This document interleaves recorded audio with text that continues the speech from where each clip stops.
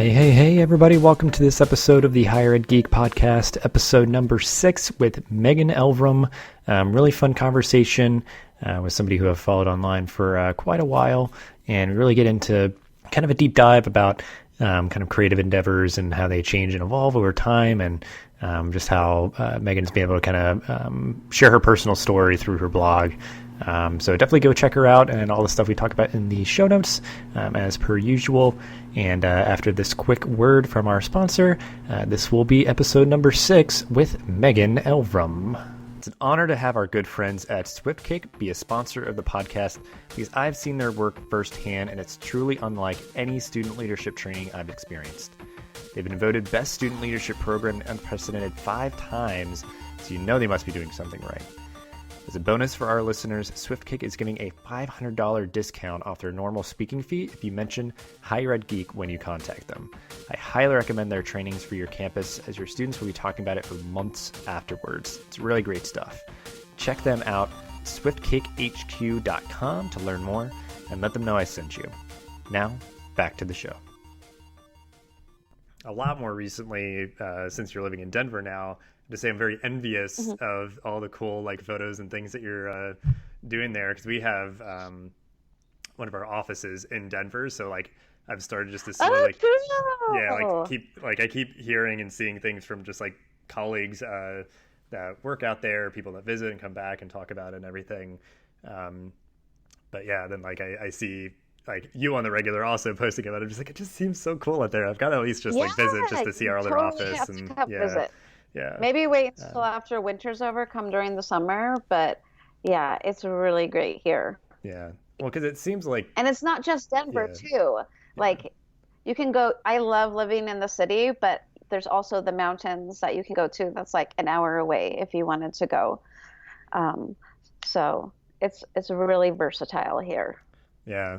Oh, yeah. The impression I get about it is because I lived in Maine for 2 years, and I think climate, oh my gosh. Yeah, climate probably kind of similar, but also just you'll have so much natural beauty just right at your fingertips, or within a decent little trip away. It is so amazing. Yeah. On Sunday, my boyfriend was like, "Come outside and look at the sunset," and the sunset, it looked like the sky was on fire. It was insane sunset. I totally Instagrammed that too.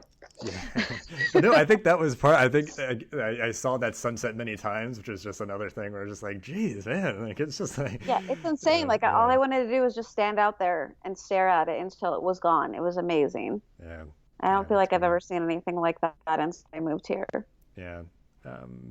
Well, I guess I'm curious. I mean, it's probably it's a detail. It's sort of a fold of your journey and your story, which we'll get to, but I guess how did you find Denver? Did you visit and you kind of fell in love with it, or just was there a certain pull that kind of drew you there?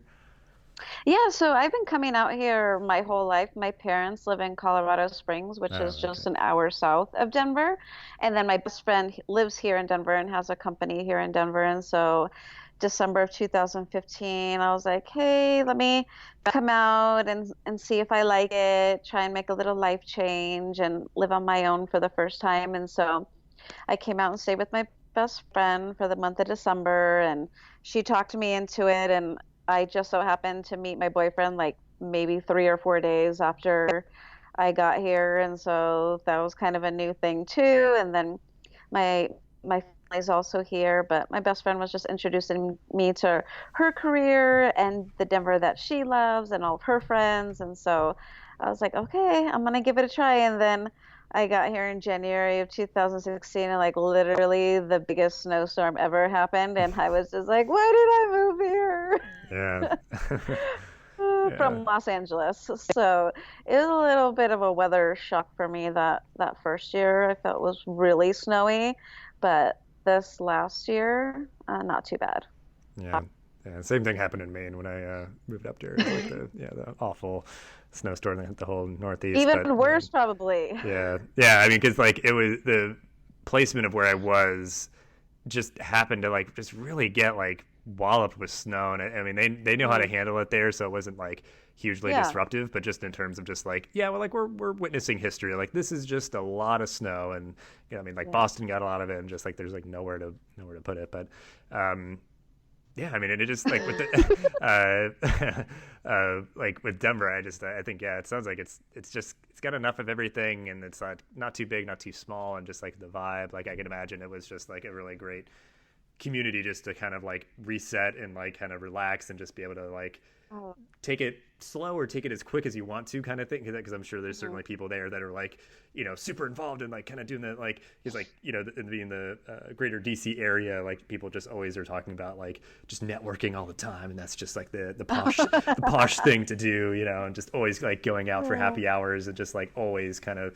doing something. And it definitely has that kind of city vibe. Like I imagine like LA or New York kind of has that kind of always going. There's always something going on, and just like Oh, for sure. a There lot is of. always something going on. I'm lucky I live in a really cool up and coming neighborhood that has all this street art and they're building new restaurants and bars and venues constantly. So really like a mile and a half away from this really cool area that I enjoy. Great food everywhere here in Denver too. And I'm just lucky I already had friends here, so I didn't have to Mhm. search for too many friends, but I have been introduced to a bunch of cool ladies here. Yeah.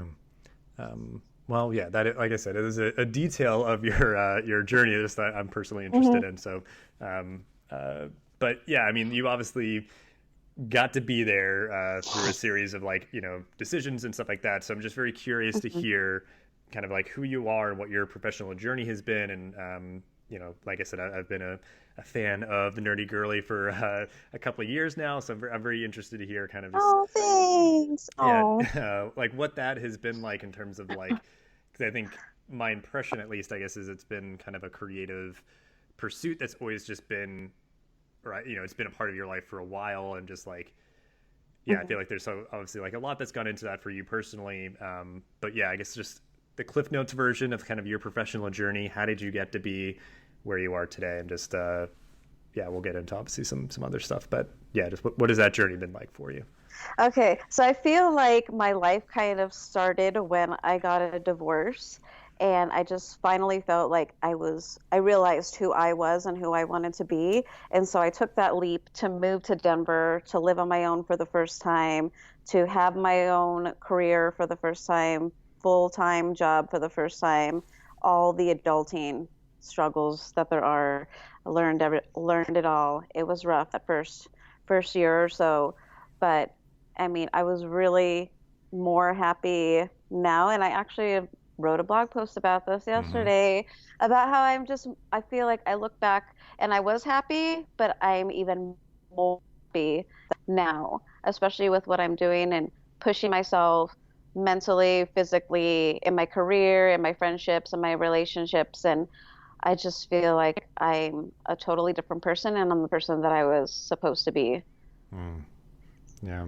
Yeah, I can imagine. I guess I'll read that post and link to it. Like, um, yeah, like that idea that you can like it could be a lot of it could be a job, it could be even just like a bad friendship or something, and especially like Mhm. a marriage or something like that, or a family member. But um, yeah, feeling like you can exist and you can be happy, but you're always carrying Mhm. around this like you know this baggage that's going to weigh you down. If it's like you sort of are able to like take it off, it's like, oh wow, I can like move more freely and just be Mhm. you know yeah, even that much more kind of free to do what you want and happy and all that. So yeah, I think that's something that I respect about you a lot, is that yeah, just in the by the happenstance of it and the time that I've been sort of kind of following your pursuits, a lot of that kind of personal exploration and growth has happened amidst Mhm. all the other kind of typical stuff that you do kind of in the geeky realm. So I guess yeah, like what has that journey been like for from the inception of kind of your geeky brand, and that's been something that's seen you through all these different things. So I guess like talk about that journey a Oh little bit, yeah. and what you enjoy most about it. Yeah, so I started because I went to my very first San Diego Comic Con and I was like, wow, love this place, amazing. These are my people. And so I went home and I really wanted to explore more about Comic Con and find other people who had the same interests as me. I had just moved to San Diego, so it was a way for me to connect with other nerd girls in San Diego and just diving into that nerdy world. And then since then, it's evolved a lot, I think. I've moved away from the nerdy stuff. There's still stuff that I'm nerdy about, but I feel like my blog now is more therapeutic than nerdy, but I really appreciate people still sticking with me from the beginning and just giving me support and virtual high fives and hugs and comments and everything. And so I've grown as a person and I still like the nerdy stuff. I'm writing an article about psych because that's coming back in December, and I just wrote about my favorite Futurama episodes. Futurama is always going to be a huge part of me and my journey. And yeah, did that answer the question? Yeah, I guess so, yeah, because I think I just start rambling, and then where was I going? no, yeah, because yeah, I think it kind of gets to like my next question of like what you geek out about and like what have you been into it all for a long time, but yeah, because I think for me even it's similar at times where it's not with the writing or different things that I do like because I guess it's also like I real like there's enough people doing like hot takes on whatever TV show or like like doing all that, so it was like okay, like that's fine, but yeah, like a lot of the writing I do now is like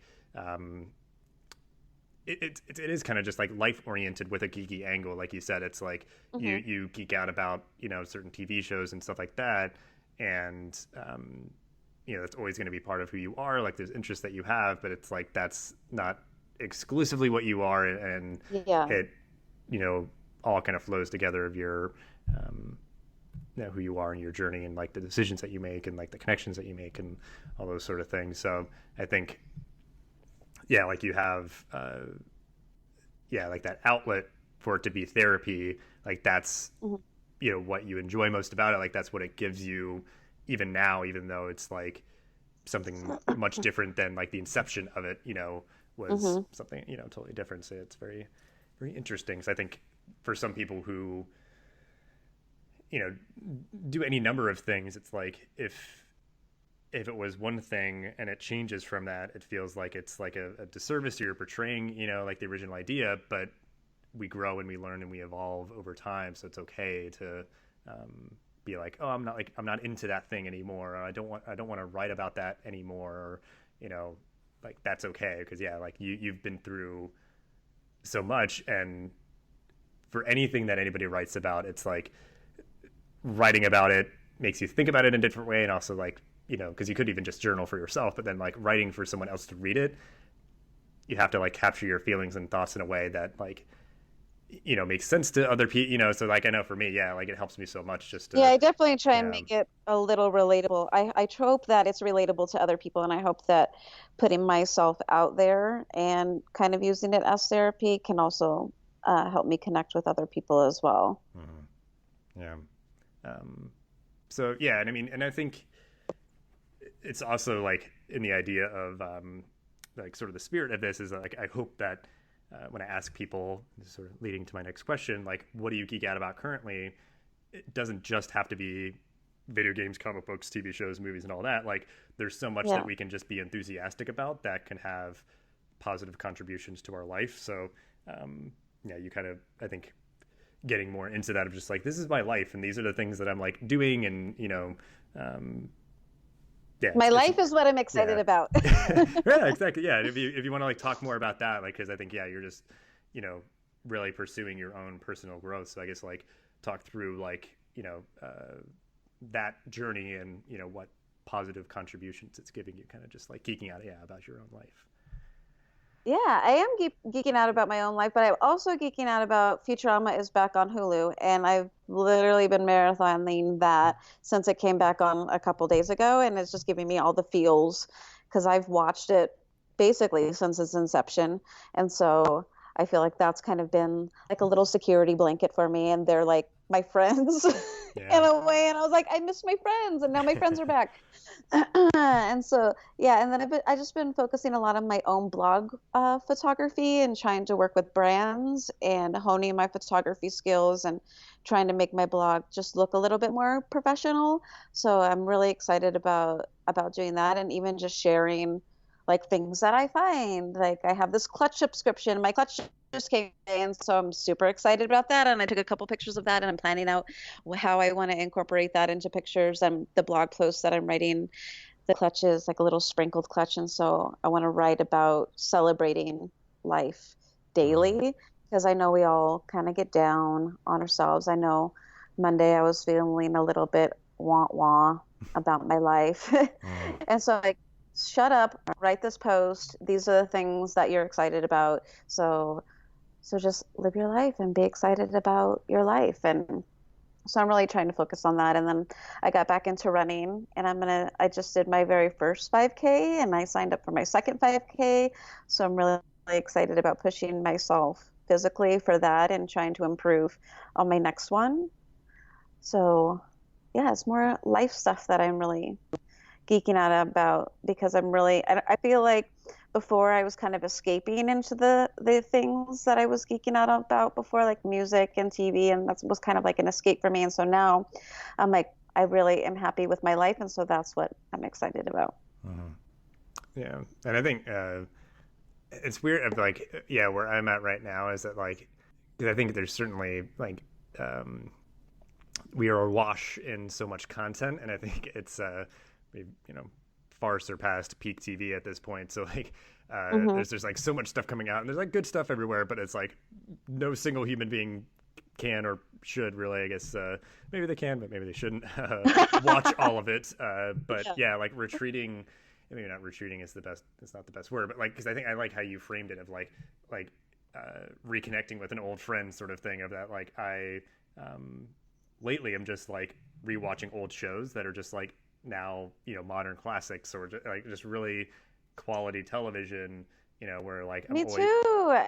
Yeah, like I just don't feel like I want to commit to a new show. I don't know, like I'll wait for like the first season to like get over, and I'll be like, let's see how it goes. Oh my gosh, right? Thank God for Netflix and putting up their whole season at one time, so you don't have to wait.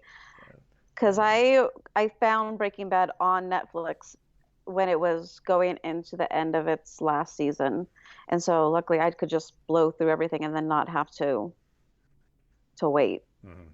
Yeah, so that's really nice. Waiting like week to week can certainly impact the enjoyment of a show. But yeah, it's just like it's an interesting thing that lately I've just like I just want the comfort of like familiar shows, like characters that I really connect with, and those sort of things more so than getting new stories, because like sometimes it's just like, yeah, you made a new TV show, but it's like nothing new, it's nothing original, and there's certain things out there that are really fresh and really unique, and just like genuinely someone's creative vision versus just like this content factory just trying to make another procedural cop drama or something. And I'm like, I'm all set on those, but like because like something like Master of None on Netflix is like very much Aziz Ansari's like unique vision, like that's his thing, and he is doing what he wants, and there'll maybe be another season but not right away, and it's like, that's great. Yeah, like he should make more of it when he feels like it. That is so on my list. I really want to watch that. My friends only have great things to say about that. Everybody says it's amazing. Yeah. So yeah, like that for me is a very good example that because a lot of people have seen it, a lot of people enjoy it. Like it's just a very well done vision of a person. It's not like made by committee, and like there's not been studio notes to to the umpteenth degree, where it's just like it's not even a thing that the person who like thought of the idea, it's so far removed from it. So it's like it's cool just seeing something that feels very pure and fresh and original, and then like those are the things, if it's a new show, that I'll pursue. But then otherwise it's like just the comfort of things. So it's an interesting way, because I think there's that idea of like the things that you geek out about that you've been into for a long time, or if something's on and ongoing. The example for me that I think of, and it seems like the internet as the collective is sort of like over like Walking Dead, like that's just going to probably be on for perpetuity, and it's like, oh my gosh, I'm caught up, but I don't have cable, so I can't see the new stuff that's happening. But yeah, I mean, the season premiere with Negan and all that was like, oh my God, it kind of like scarred me a little bit, and I was traumatized after I watched that. But then it just gets into like, okay, all right, back to the zombies, and now instead of fighting zombies, we're fighting Negan. So I mean, I'm still watching it. I'm hanging in there a little bit. Yeah, But because I think there's like almost like it different wasn't what tiers. it was in the beginning. Yeah, like there's different tiers of like I'm keeping up with it, but I'm not rushing to see the episodes live on air week to week, and then like Exactly. But Yeah. because I think I don't know if it's something that you wrote. I feel like I've seen it somewhere in the recent past about like uh, breaking up with TV shows that you were into, like because we get like emotionally invested, and I like, mean, really hard to break up with The Walking Dead. I'm holding on. I'm holding on. Like they would have to do something, long, like something awful or something. But like, the idea that like there's like sunken cost theory with a TV show and stuff like that, because I think that is a very small sort of spiritual sibling to the far more, like the journey that you've been on of just like, some people will stay in a thing that it's like, well, like it's enjoyable enough, but it's not really like giving me everything that I'm looking for. It's like, we can make those decisions every day in our life with like, small things. And it's important to kind of be cognizant of that even on a larger level, of just like not sticking around in something just because you've been doing it for a while. Because like, you're smart. I like that. I appreciate that. So I respect you for like on a very large scale doing something like that, and I think there's certainly an applicable lesson there. Like I said, even for just like spending an hour of my week every week on this show, and I don't even enjoy it anymore. It's just like break up with it. It's okay. Like you don't have to like you don't have to. It's true. Do it, It's totally okay. Yeah, if you can do it in real life, you can do it in pop culture life. Yeah.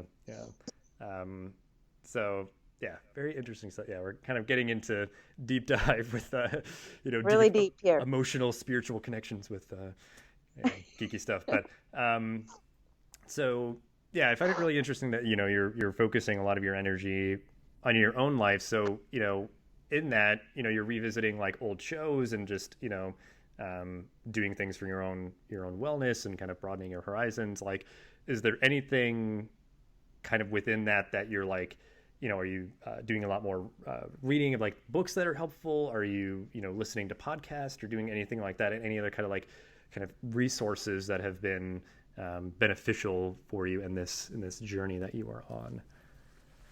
I've been listening since Election Day happened. I've been listening to NPR every single day, and now I'm like really addicted to that. And now I don't even have to know what they're talking about. I just like certain people's voices and find that really soothing during my day and my driving. And then on the way home today, like I do a lot of work with children. And so I have to be loud and like out there and crazy. And so I'll listen to the classical music on the way home. And that just helps me zen out a little bit. And NPR has a bunch of different podcasts that I listen to. How I Built This, I find really inspirational. They talk to creators of like brands. Like I listen to Southwest Airlines or Kate Spade or the Dry Bar, how they developed all of that and got it to where it's at. So I find that really inspirational in my life and my career. And yeah, now I'm like really want to be caught up with the news and what's going on in the world, and I really care about that. So just bringing that into my life now has been really positive. Yeah, because I even if it's not always positive news. No, I mean and that's the idea. I just think, like knowing what's happening now. Right. I'm like, oh, okay, that's a little scary. Yeah, because I think there were like, and certainly there was privileged people who didn't have to be aware of what was going on because it wasn't necessarily impacting them.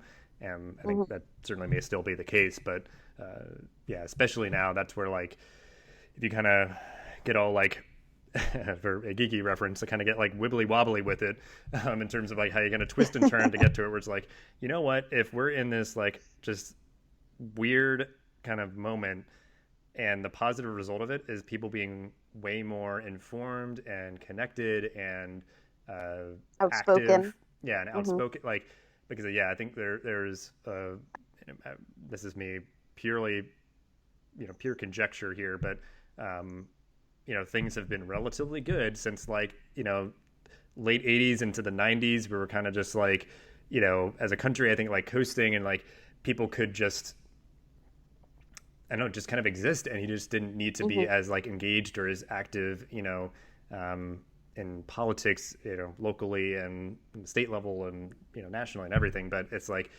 now there's so many things that are just like chaotic and you don't know what's going to happen. And it like really impacts a lot of people. So now it's like by necessity, people are feeling like they need to be connected. So yeah, like that's exactly what I've been doing more so now, to where like last time I feel like I was anywhere close to being as engaged as I am now was like the 2008 election. I've never listened to the news. Like you said, I feel like it's a necessity now. I have to know what's happening. Yeah, because like 2008 was the first presidential election I could vote in, so I just was like really excited and engaged in that moment.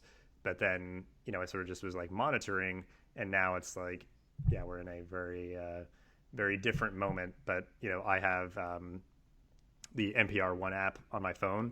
Like that's how I listen to it. Yeah, they always talk about it. I listen to the morning one first, and they're like, download the NPR One app. I'm like, I probably should do that. Yeah. I mean, it's a great tool, especially like I think for people who may not drive in a car for their commute, if you're, if you have your phone with you, you can stream the, hourly broadcast, like the newscast, and then all their stories that they do, and then they'll integrate like podcast into it as well. So I feel like because like podcasts come up a lot because I like podcasts. We're not on a podcast, very meta. But yeah, like I always, I can't speak well enough of like NPR One because it's just such an easy way to help consume, all the great content that is coming out of your local public radio station. All right, I'm going to download that because I listen to CPR, which is Colorado Public Radio, in my car while I'm driving. But I also have just like NPR, just podcasts that I listen to. But if I get the One app, then I can listen to even more of the more national news, which I like. Mm-hmm. Yeah, you set like your local station, so they integrate those stories, but then they do all the national stuff as well. So yeah, it's good stuff. But yeah, I mean, that's like, I feel so nerdy. I feel like actually nerdy. Right. Yeah. I love it so much. I'm super addicted to it. Yeah. I guess that's the designation of like, geek, nerd, dork, whatever. It's just like, like, I don't know, if this feels nerdy, and then like when TV shows I kind of feel geeky about. But yeah, I mean, that's good stuff. And I think, I feel, and because for me, I try to keep a healthy diet of podcasts, and then like try to read at least like one good book a month of just like kind of. I'm trying so hard with the reading, but I get sleepy because I'll do it at the end of the day, and I'll be like one page and I'm done. Yep, that's my problem too. Or I just get like kind of like distracted or something. So it's like try to read at least one chapter, most nights. But that's kind of because I just did. I definitely need to be better about that. I just got obsessed with Stephen King, and because I heard it on an NPR podcast, they were talking about don't go see the Tower, Tower movie that came out. They're like, don't go see that, read or watch all these other things. And they mentioned one book, one of his novellas in particular. And no, I'm blanking on the name, but I have my book right here. And it's called The Long Walk. And I read that super quick. I read that in like 5 days. And that was really one of the fastest things I read. And so then that's when he was writing as Stephen Bachman, if I'm saying that correctly. Is it Stephen Bachman? Yeah. So and then now I have this collection of his Bachman novellas, and so these are really great, and I think it's a great introduction to Stephen King because they're short. So I'm trying to read the second one called The Running Man right now. Yeah. But these are great. So that's what I'm really nerding out on now, because I went and saw It too. I'm not a big horror fan. I'm interested in it, but I'm also very terrified by it. And so my boyfriend took me to go see It, and I was so scared. I'm like, I don't know, I'm gonna have to sleep with the lights on for like a couple days after this movie. But it was a really good story, and I didn't feel like it was actually horrifying. I just thought it was a really great story, so I wasn't scared. I was good. So now we rented Stand By Me, watched Stand By Me. That was a really good story. So now I'm super obsessed with him. Yeah. I think it's just wild. Like, he's such a prolific writer. Like, there's so many things that are just like, oh yeah, that was Stephen King. Yeah, that's Stephen King too. Yeah, that's him too. And right. It's like, oh, and then Netflix just showed me something the other day. Oh, we have a new movie, and it's by Stephen King. And I'm like, oh my gosh, he's everywhere now. I mean, I'm sure he was everywhere before. I'm just now noticing. Yeah. But he's been around forever. Yeah, he's been around forever, and I think the stories that he writes, for whatever reason, just seem to be ripe for television and movie adaptations. And like it's it's like, all right, well, it's like whatever format you want, you can like because I would love them to make this one I just read then, into a movie. Oh my gosh, it's amazing. Cool. Well, I mean, and you alluded to like with your running, you have I think some races coming up. So ending on a positive note, you're doing a lot, improving your life and doing all those sort of things. What are things that you're looking forward to in your job, in your life, in the world? Things that you're just looking forward to, whether it's next month, months from now, next year, anything that's just coming up that you are excited about? I'm really excited about doing some traveling next year. My best friend is getting married in Florence, Italy. And so I've just Excel spreadsheeted my whole itinerary for that, which is in June of next year. But I'm like a really big OCD planner. So we are going to fly into Paris and be in Paris for a couple days, and then take a train to Florence, be in Florence for the wedding. And then I wanted to go to Pisa because that's really close to Florence. It's about an hour away. And then fly out of Milan because that's the cheapest Italian airport to fly out of that I found. And on the way home, the Milan flight has a layover for 18 hours in Iceland. And so I'm really stoked on that too. I'm not totally set on Pisa. I've had people be like, oh, you should go to Venice, or you should go to this little town or whatever. So, I mean, that's all maneuverable. I don't really care. I'm just excited to be in Italy and eat all of the food and drink all of the wine. And so I'm really excited about that trip. I'm really focused on that, even though it's not until June, but hopefully doing a little bit more Colorado exploring. And then I really want to go to San Diego and visit my brother. And then also I think we're going to go to Florida for Christmas too. So I'm just really excited to get out and explore my world. Yeah, that's all good stuff. And and it's good, like, kind of maximizing the trip. Like if you're going to go out, for a wedding in Europe, it's like, like plan it out, make sure you're like making the most of the time. Oh, for sure. And depending on my money situation at that time, we can extend it a little bit. I mean, I have a lot of time to save up for it. And so I'm just purchasing a little bit here and there. So I'm hoping maybe we can extend it a little bit once we get closer. We'll see how it goes. Well, but the more time I can spend in Italy, the better.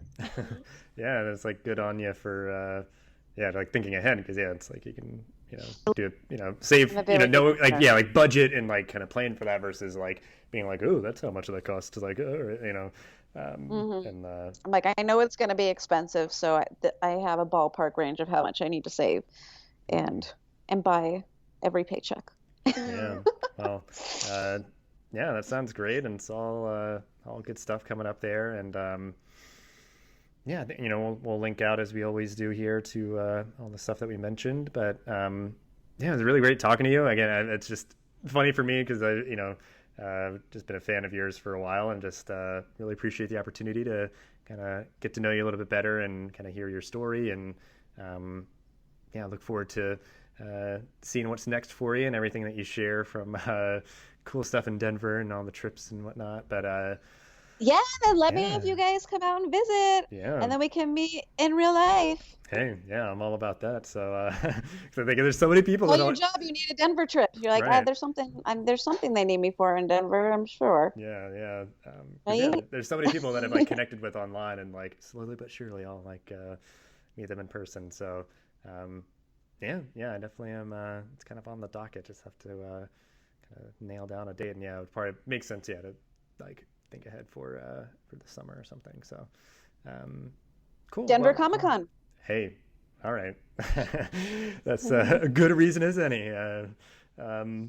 Great. Well, again, I appreciate your time. I appreciate you sharing all that you did, and Yeah, I will. Yes, thank you for having me. It was so great to talk to you. I'm such a people person, and at the end of the day, I'm usually kind of like meh. But whenever I get to talk to somebody new, it's always invigorating for me. Yeah, it's good stuff. And yeah, I'll let you know when the episode goes out and everything. But Yes, of yeah, course. I'm excited. yeah, I usually don't like to listen to it again, but I will tell everybody else to listen to it because I don't want to listen to my voice. yeah, trust me, you did great. You Everything's have a good. nice, You know, you have a nice radio voice. I have this like shrill. No. Don't listen to this. You're gonna go back in the beginning. Don't listen to this podcast too loud because Megan gets really excited. Yeah.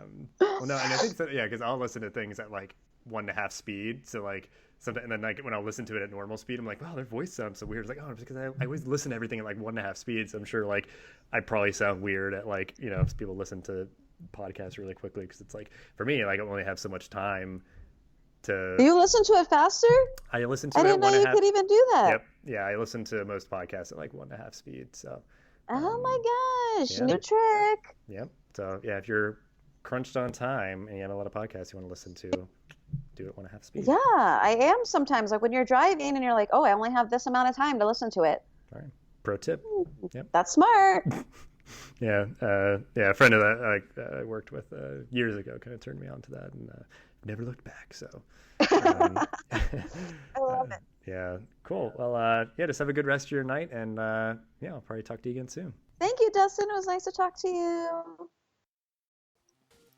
Thank you so much for listening to this episode of the podcast. Please rate, review, and subscribe so you'll never miss an episode. Thanks again for listening, and I'll see you in the next episode of the Higher Ed Geek podcast.